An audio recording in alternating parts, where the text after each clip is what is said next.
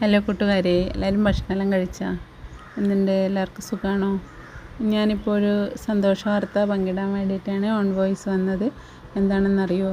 ഒരു വണ്ടി വന്നിട്ടുണ്ടോ? അത് നമ്മളെ വീട്ടിലേക്ക് എൻ്റെ മോൾക്കൊരു പാർസൽ വന്നതാണ്. ഒരു ഗിഫ്റ്റ് വന്നതാണ്. ഗിഫ്റ്റ് എന്ന് പറയും, സമ്മാനപ്പൊതി. വേറെ ഒന്നുമല്ല, ഒരു പാമ്പേഴ്സാണ്. അവൾക്ക് അത്യാവശ്യം വേണ്ടുന്ന സാധനമാണിത്.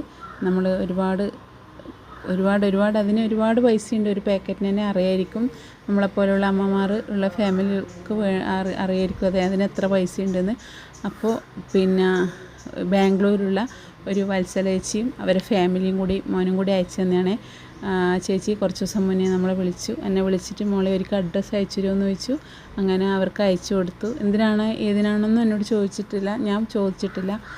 അപ്പോൾ ഇന്നലെ വൈകുന്നേരം വിളിക്കുന്ന ചേച്ചി മോളെ എൻ്റെ മോനിങ്ങനെ ആമസോണിൽ ഒരു മോൾക്ക് വേണമെന്ന് സ്നെഗ്ഗി ഓർഡർ ചെയ്തിട്ടുണ്ട്, അത് വീട്ടിലെത്തിയിട്ടാകുമ്പോൾ എന്നെ വിളിക്കണേന്ന് പറഞ്ഞു. അപ്പോൾ ചേച്ചിയും ഫാമിലിയും നമുക്ക് ഒരുപാട് അറിയുന്നതാണ്. 2-3 വർഷം മുന്നേ എൻ്റെ മോൾക്ക് ഒരു വീൽ ചെയർ കൊണ്ട് തന്നെയാണ് ആ ചേച്ചി. നമ്മളെ വീഡിയോ കണ്ടിട്ട് എൻ്റെ മോളെ കണ്ടിട്ട് അവർ അങ്ങനെ കോണ്ടാക്ട് ചെയ്തിട്ടാണ് നമുക്ക് ആ വീൽ ചെയർ കിട്ടിയത്. അപ്പോൾ ഒരുപാട് സന്തോഷമുണ്ട്.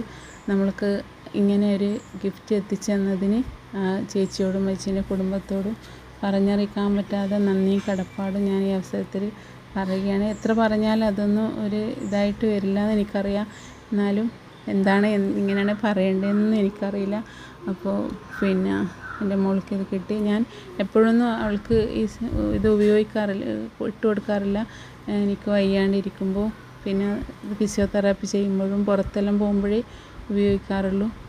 നമ്മൾക്ക് അറ്റാച്ച്മെൻറ്റോ അങ്ങനെയുള്ള സൗകര്യങ്ങളൊന്നുമില്ല. പുറത്താണ് നമ്മളെ ബാത്റൂമെല്ലാം വീടിന്. അപ്പോൾ അങ്ങനെ എല്ലാം അത്യാവശ്യത്തിൽ ഉപയോഗിക്കുക. എന്നാലും നമുക്കിനി കുറേ ദിവസത്തേക്ക് ഇതിന് വാങ്ങണ്ട, അല്ലേ ഇത് എപ്പോഴും വാങ്ങണം നമ്മൾക്ക്. അങ്ങനെയുള്ള ഒരുപാട് സന്തോഷം